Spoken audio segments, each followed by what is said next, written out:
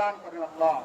ফরিয়াদ রব্বুল আলামিন আপনার দরবারে আল্লাহ, মিনতি জানাই আপনার দরবারে আল্লাহ, এই দেশ যিনি পরিচালনা করছেন, এদেশের বারবার নির্বাচিত, 3 বার নির্বাচিত প্রধানমন্ত্রী, মাজলুম প্রধানমন্ত্রী জনাব খালেদা জিয়া, আয়া আল্লাহ, তিনি মাজলুম হয়েছিলেন দীর্ঘদিন পর্যন্ত, বার্ধক্যে এসে তিনি এখন অতিশীবায়ন হয়েছেন, অসুস্থ আছেন। আল্লাহ, আমরা ফরিয়াদ করছি আপনার বান্দির উপরে আপনি শেফার হুকুম নাজিল করে দেন আল্লাহ।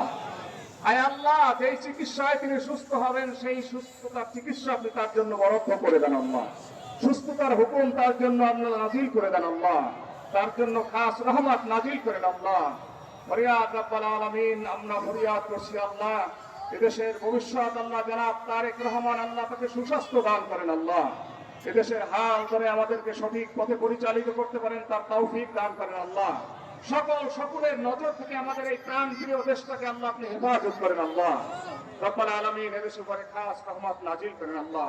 আপনার প্রিয় হাবিবের ওসিলায় এই দোয়া মাহফিলকে, ইফতার মাহফিলকে কবুল করেন আল্লাহ। সুবহান রাব্বিকা রাব্বিল ইজ্জাতি আম্মা ইয়াসিফুন ওয়া সালামুন আলাল মুরসালিন ওয়ালহামদুলিল্লাহি রাব্বিল আলামিন।